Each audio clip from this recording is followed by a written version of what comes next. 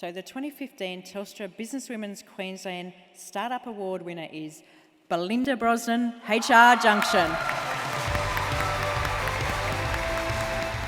I'm incredibly grateful to be selected as tonight's winner for the startup category, and my thanks to Telstra for adding this category to the awards, to the sponsors of Telstra alumni, and my congratulations to my fellow finalists as well. We share this award together, and I feel really honoured to be standing beside you tonight in celebrating our successes. When I left the corporate world a few years ago, I remember attending my first function as myself, and not with the identity of a big name corporate behind me. And I remember feeling so small, and I was so proud of where I'd worked, but I realised that I placed so much of my identity into the company that I served. So the last 3 years have been the toughest years, but they've actually been some of the best years of my life. I feel clear on my purpose. I'm doing the work that I absolutely love every day. And HR Junction started in March last year. In that time, I've had the great privilege to meet incredible business men and women who've been a pivotal part of my success. Without the support of this village, I wouldn't be standing here today. In particular, the women on my table who've been instrumental. They've been my cheer squad, particularly Louise Perham-Fisk, who rang me in my first 6 months knowing that I would absolutely hate working from home, and I knew I just had to suck it up and deal with it.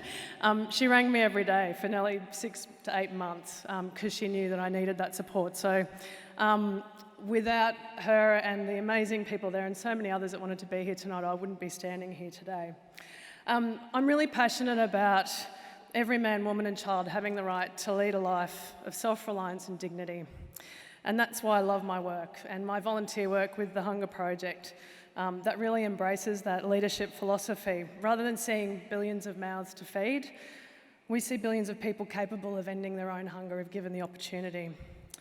So 2 years ago, one of our village partners came from Bangladesh, and Merle Meena really stood out for me. She'd never been outside of her village. She was a village leader that we'd trained.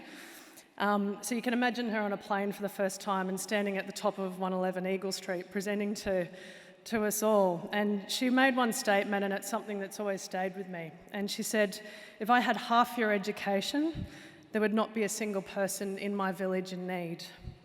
And she said, "Is there anyone in your village who is in need?"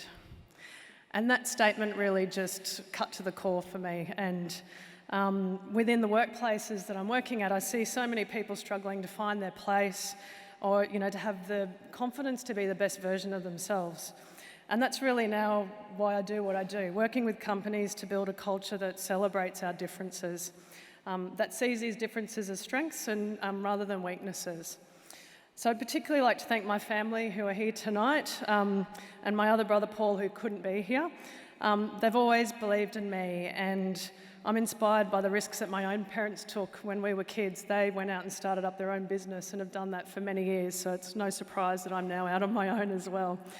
I'm also inspired by my brother Des, who's here. He's a policeman with the dog squad, and his wife Kath, who also has 4 kids under 8 and doing dance teaching. And I think sometimes when I've got tough customers, I think about them dealing with criminals and teenagers, and I go, I've got it pretty good actually. So they really inspire me. They operate in the background, and they've been a massive support. To my clients who've believed in me and treated me like a true business partner, I'm really honoured to serve you all, and I look forward to working with you for the longer term. Thank you.